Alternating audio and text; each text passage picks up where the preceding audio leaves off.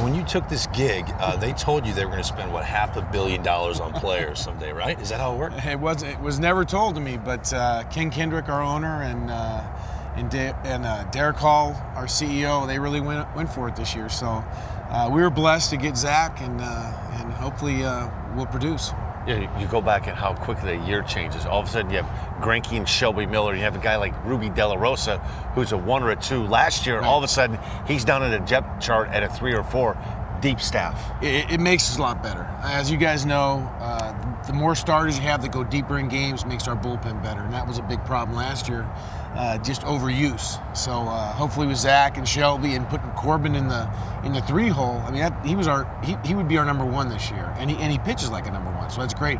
Ruby won 14 games last year, and then we have a great battle for the 5-hole with Robbie Ray and Archie Bradley, Tyler Wagner. You have one of the game's best players. I call him a quiet superstar in Paul Goldschmidt. Yes. Outside of Arizona, not a lot of people nationally know how good this guy is. He's great. He's a great leader in our clubhouse.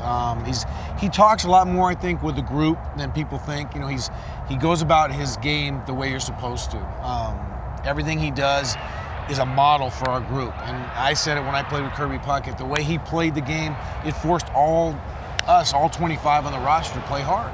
And Goldie does the same thing. But in the room, hitters meetings, different meetings, he always has something just great to say to help the other guys get better.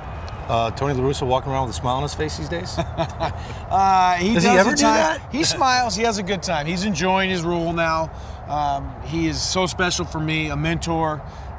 He has great ideas, about spring training, about the season. I'll call him a first guesser. He always comes into me, Chip, what do you think about this, this, and this?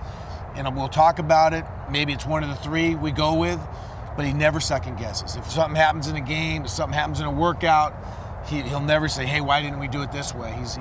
I call him a first guesser.